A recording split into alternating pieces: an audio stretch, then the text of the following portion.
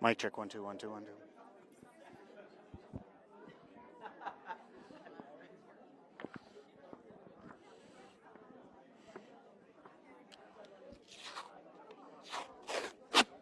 I'm gonna attach to you, Karen. Yeah, that's fine. What's that? I think this is better. Well, we're getting a hum off of one of these mics, so. Yeah. So. How are you? Good, how are you? See you again. It's so good to be here. Thank you for being here with us.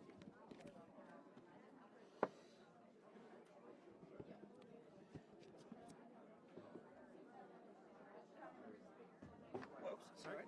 Yeah. I don't. Sorry.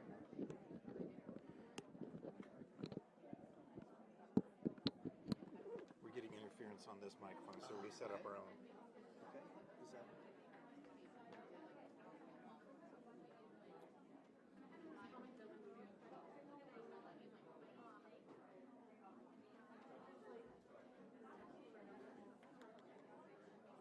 Wait, Swapped out to this mic. okay. Hi. This one that's like taped to it, like right beside it, it's like causing an interference hum? between the two. Do you also have a hum? They You did. do? That's why they changed. I think he swapped over to this one, is what he said. I'm guessing you're pretty close on frequencies. Okay. Is generally why you would put that. Do you have any solutions for that, or do you think that we're just gonna have to? I don't know if it's this. Good This might be question. causing the interference with that one. Yeah. We're not sure. I mean, What if you can still go over here. You can still hear this. It's The- just you don't have. So they're saying this is causing a hum. Oh, this? Yeah. I'm wondering if speakers can just hold it while they're talking. What if they did that? That might be. that would be better. okay. I mean, you might be as long as it's up just a touch. Yes. Okay. Because since they're right next to each other, you might be really close on frequencies. Oh, okay. All right. Okay, No so worries. if they hold it like that, would that work? Yeah. Nope, that's a hum. Yeah, you can hear the hum when it goes right.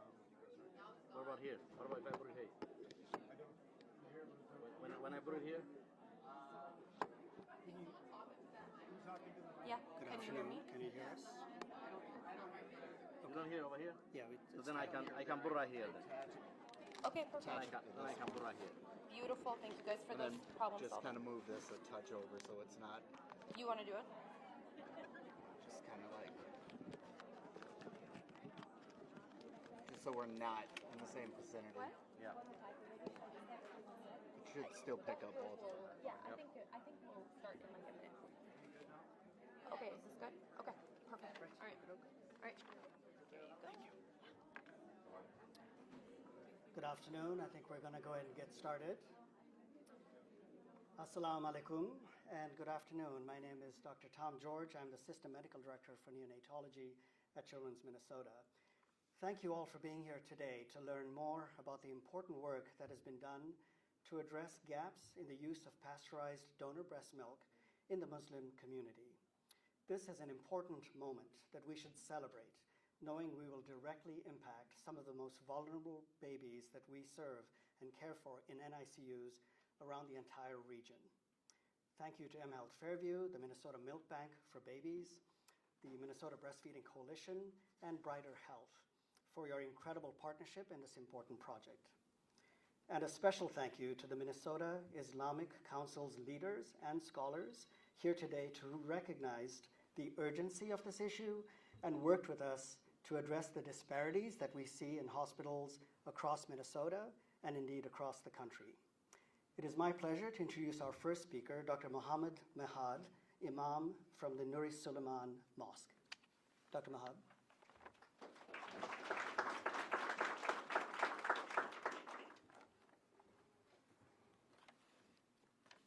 Assalamu alaikum wa rahmatullahi wa barakatuh.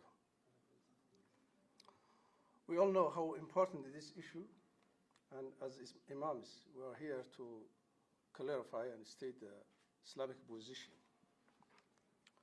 of the milk kingship. There is some called milk kingship in Islam, and that milk kingship is a belief outlined in the Quran and Hadith. Is the belief that human milk creates a kinship between the breastfeeding woman and her non-biological nursing infant. in Surah Al-Nisa, chapter Al-Nisa, Allah subhanahu wa ta'ala says,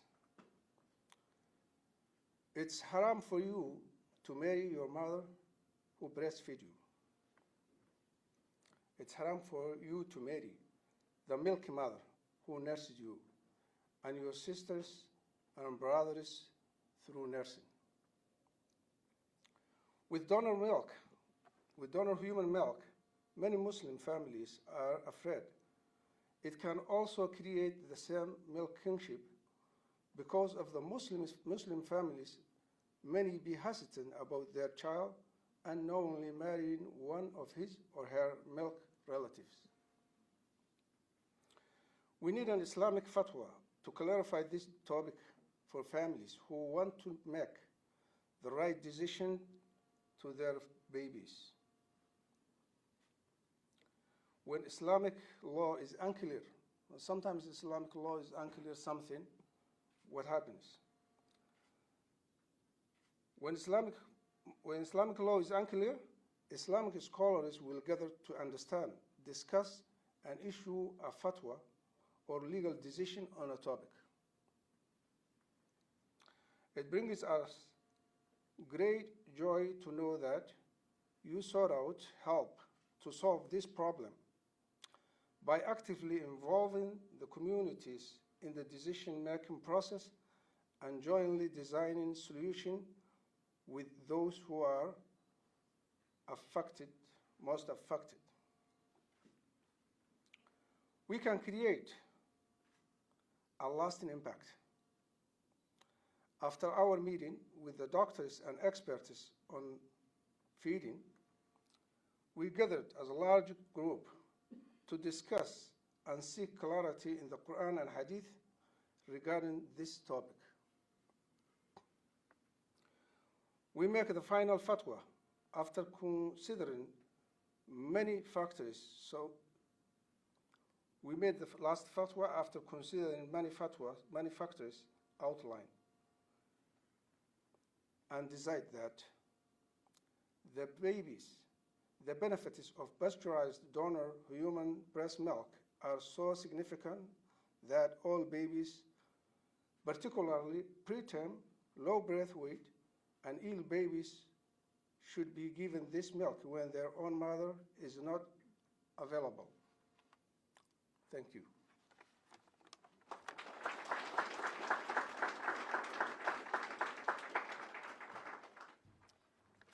Thank you very much, Dr. Mahad. I'd like to next introduce one of my partners here at Children's Minnesota, Dr. Leah Jordan.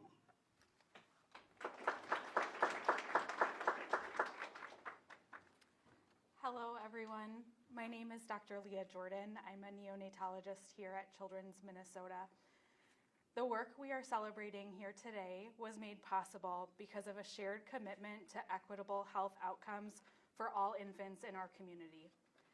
As the kid experts, Children's Minnesota has a mission to champion the health needs of all children and families, which means working together to address inequities within our system and within our community. Nearly 40% of the children we care for within our hospitals at Children's Minnesota are children of color, and we know that this number is continuing to grow. We also know that access to pasteurized donor human milk in the United States and here in Minnesota is inequitable. The likelihood of an infant receiving pasteurized donor human milk depends on the state they are from, the zip code that they live in, the hospital they are born in, the color of their skin, and the language that their parents speak. For our most vulnerable infants, inequitable access to pasteurized donor human milk translates to inequitable opportunity to survive, to go home with their families, and to thrive long term. Dr. Nancy Fahim will elaborate on these medical benefits shortly. At Children's Minnesota, we care for infants from the numerous diverse communities that call Minnesota home. In Minnesota, we have more than 140,000 Muslims, including our country's largest population of Somali residents who are predominantly Muslim. While working with our local community, our local Muslim community, we have noticed that many families have been hesitant to use pasteurized donor human milk when it was medically recommended because of the concerns you just heard described by Dr. Mahad. These conversations in the NICU often felt like an impasse. We as the medical team felt strongly about the benefits of pasteurized donor human milk for protecting the life of an infant, and families felt uncertain about how to reconcile pasteurized donor human milk with their beliefs and their faith. As a physician, I can easily answer medical questions around pasteurized milk, such as how is it screened, how is it processed, and what the benefits are. But for questions of the faith, families really are looking to their own spiritual leaders and communities to be able to provide them answers about how it reconciles with their beliefs. At a time in history when our world is increasingly divided, being able to sit around a table with our partners here today and discuss this crucial and life-saving topic with compassion, with understanding, and with mutual respect was a tremendous honor. This fatwa removes barriers to accessing pasteurized donor human milk for vulnerable Muslim infants and is a monumental step towards increasing health equity in our communities. We celebrate this ruling, the babies who will survive and thrive because of it, the families who will experience peace in their decision-making, and the relationships we've formed in the process that will allow us to continue to promote equitable health outcomes in our community. Thank you.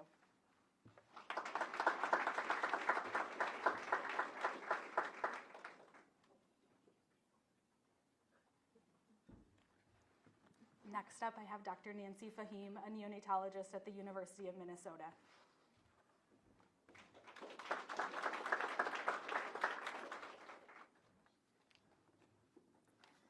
Thank you very much for everybody for being here. I'm Nancy Fahim, from neonatologist at Health Fairview and the University of Minnesota. And this is an extremely tremendous step towards taking care of our babies.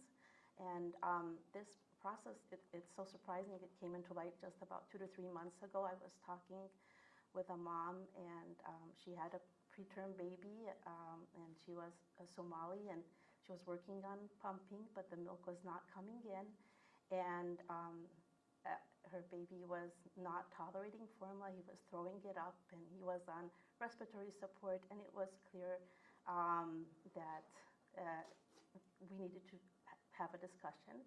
So I talked to her and offered donor milk, and she was hesitant about it. But Dr. Jordan had done some work a few months ago and realized that there was a fatwa in 2004 from the European Council that did also give some guidelines for donor milk. I talked to her about it, and you could see the light in her eyes, like, oh, this is something that I can do for my baby. And it became clear that we needed something here at home and to involve our community and to involve our scholars, our Muslim scholars and leaders. And this is just a huge change in allowing that equity. The reason we encourage human milk, and there's so many things I could say about human milk, it could take hours, but so I put it in a few sentences. Human milk is uniquely suited to the human infant's nutritional needs, with all the macronutrients and micronutrients which match the infant's requirements more closely than any other species in the world. So the macronutrients, the highest lactose content to give fuel to the brain, the carbohydrates, the fat with long-chain fatty acids to help the brain development, and with the protein that is easily digested. But what we noticed in over the last 20 and 30 years of research, that it's not only that, it's way beyond nutrition. It is a live, dynamic substance with unparalleled immunologic and anti-inflammatory properties, making the value of it unparalleled. So it is full of oligosaccharides, which help protect the human gut, antibodies, enzymes, hormones, white blood cells, cytokines, just a slew of items that help protect the newborn infant, and particularly the preterm infant.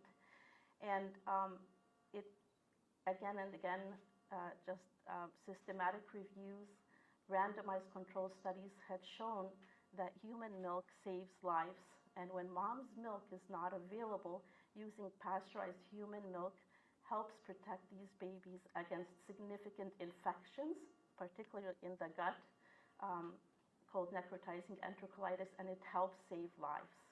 And because of that, many organizations that promote the well-being of children, including the American Academy of Pediatrics, the World Health Organization, the UNICEF, recommend using human milk exclusively in preterm and very low birth weight infants. And we know that moms, we encourage and we support pumping, but we know that there is difficulty in establishing that milk supply, especially when your body's sick and you're on medications and you've been through a section or blood loss. So it takes time to establish that milk. And also delaying feeds is not a good option. So it really becomes life-saving. So to allow that family-centered care and talking to the patients and respecting them, their religious beliefs and cultures, and focus on the patient, this is a huge step towards that direction. And Health Fairview and the whole healthcare community in Minnesota are dedicated to building a system where all patients are treated with dignity and respect and the highest quality of patient-centered care. And today is a major step towards that direction. I do want to recognize and everybody who brought this together within such a relatively short time, our Islamic scholars and leaders, our Department of Communication at Health Fairview, Mark Spitzak, and Shukri Jamal at Children's Hospital, Minnesota Breastfeeding Coalition, and the Minnesota Milk Bank that really have made this happen. And with that, I'd like to introduce Linda Degg, who's the Executive Director of the Milk Bank, who with Dr. Pam Higgy have really brought this, the Milk Bank to blossom the last several years. Thank you.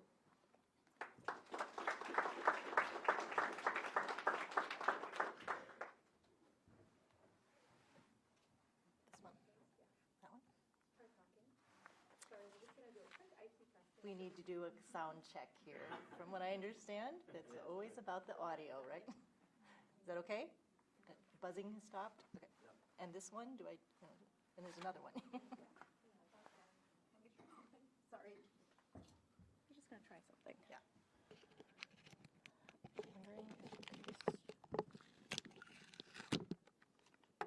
Okay, start talking, and then maybe just hold this one. Hold this one? Yep, and talk. Let's see. Test. 1, 2, 3, 4, 5, 6, 7. So do I just keep holding it? Can you do that? I can hold it. Hang on. Let me see if we can do this. Actually. Oh, there we go. Nice. Okay. Are we winging it? Okay. How does this sound? You can hear okay, and there's no buzzing? Yep. I heard. Oh, there's another one.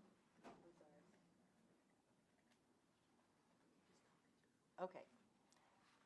Good morning, good afternoon, good evening. How's it? It's really warm outside. That's not going to make it on the news. Okay. Okay. I'm Linda Deck, the Executive Director of the Minnesota Milk Bank for Babies. Our mission is to improve infant health outcomes by ensuring that medically vulnerable babies in Minnesota and the upper Midwest have access to safely pasteurized donor human milk when mom's milk is unavailable or in low supply. We are an accredited member of the Human Milk Banking Association of North America and licensed by the Minnesota Department of Agriculture as a food manufacturer. We meet standards for food safety and quality to dispense this milk to hospitals and to outpatients. Most of our milk goes to premature babies in the NICU and to those in special care nurseries and other inpatient units. When inpatient needs are met, we dispense to outpatient babies after they're discharged. We currently serve 33 hospital units in Minnesota, have approved more than 1,100 milk donors, and have dispensed more than 760,000 ounces of pasteurized donor milk since we started in late 2019. We have also 8 distribution sites for outpatient babies. As you heard previously, pasteurized donor milk is mostly used as a bridge or a supplement. Some moms and babies need a little more time for breastfeeding to become established or until milk supplies increase. Also, having a NICU baby can be a very stressful experience, and that can add to the challenge of producing enough milk. And this is where donor milk, pasteurized donor milk, comes in as a bridge. To briefly share about how an accredited milk bank works, milk comes in from moms who have more than what their own babies require, and they donate the excess to help other babies in need. Safety is paramount because of who this milk goes to. Sometimes babies as young as 22, 23, 24 weeks in the NICU. We screen the donors, interviewing them for their health, about their health, lifestyle, medication, supplements that they take. We test the donor's blood for 5 communicable diseases, such as HIV, syphilis, hepatitis. Donors' applications are then reviewed by a licensed provider, and once approved, the donor's milk is transported to a depot in her area or directly to the milk bank. So during processing, we pool 3 to 5 donors to even out the nutrient content and to maximize the anti-infective properties that we hear of and know of that are in human milk. Then it's pasteurized to eliminate any bacteria or viruses. A sample from every batch is processed and is tested and sent to an external lab to ensure that it is safe to dispense to these babies. You've heard about the importance of human milk for babies, particularly preemies and sick babies. Dr. Fahim shared the reasons, the medical reasons for using mom's own milk. And when it's unavailable or in low supply, pasteurized donor milk is the next best option. It is a food that can act as a medicine. So I'm thankful for this collaboration that resulted in this fatwa. Different health systems and nonprofits and the Muslim community came together to work on this. And all are contributing to disseminate this information in the public domain and in the Muslim community. Thanks to Mark Spitzak from mHealth Fairview, who had the connections to the providers and those in the Muslim community and reached out to those he thought could help. With this fatwa, Muslim families with preemies in the NICU or sick babies in the hospital can have the same access to pasteurized donor milk as others do and help them get off to the best start possible. Thank you. Next, I'd like to introduce Dr. Chip Martin Chafee, and he is a board member from the Minnesota Breastfeeding Coalition.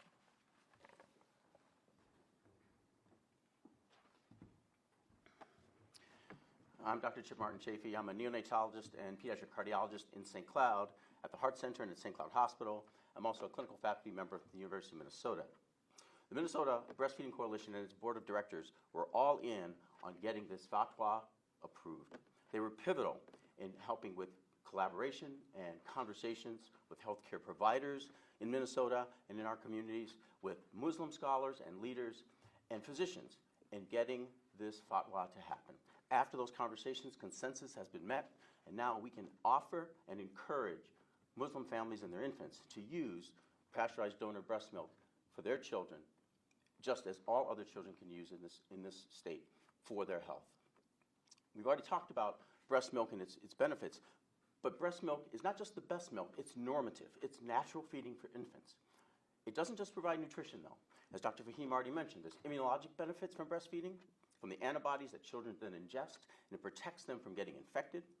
There's the bacteria that are actually in breast milk that then populate that sterile infant gut, allowing good, healthy bacteria to grow and foster in that gut, protecting them from getting bad bacteria overgrowth that can make them sick and give them GI issues. There's also the fatty acids that are in breast milk that help promote normal brain maturation, development, and growth. But there's more than that. Breast milk doesn't just benefit babies, it benefits moms. Moms that breastfeed or pump breast milk and bottle feed their infants are healthier. The data now shows that women that breastfeed have less hypertension and type 2 diabetes. They have less stroke events. They have less hypercholesterolemia and osteoporosis. They have less coronary events, and they have less coronary events that are fatal. They have less breast cancer, and they have less ovarian cancer. It is clear that breastfeeding women, encouraging them to breastfeed and supporting them when they are breastfeeding is a population health home run. And it is incumbent upon all of us to support those women to make them healthier by encouraging them and letting them breastfeed. Because if women are healthier, families are healthier. If families are healthier, communities are healthier. If communities are healthier, cities are healthier. If cities are healthier, our states are healthier. And if our states are healthier, our country is healthier. The Minnesota Breastfeeding Coalition's mission is to allow normative, natural infant feeding equity to occur in all of our communities. This fatwa now allows us and invites us and encourages us to engage Muslim families and their infants in that equity. I'd like to thank everybody for being here today. It is a great day to be a Minnesotan, and not just because it's 60 degrees outside a week before Thanksgiving. Thank you very much.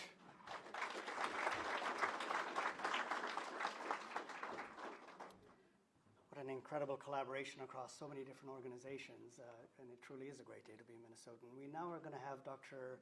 Mahad come and sign the fatwa. I'd like to invite all the esteemed Islamic colleagues and scholars to please come up, as well as all the speakers to please stand behind the Sheikh as he signs. Dr. Mahad.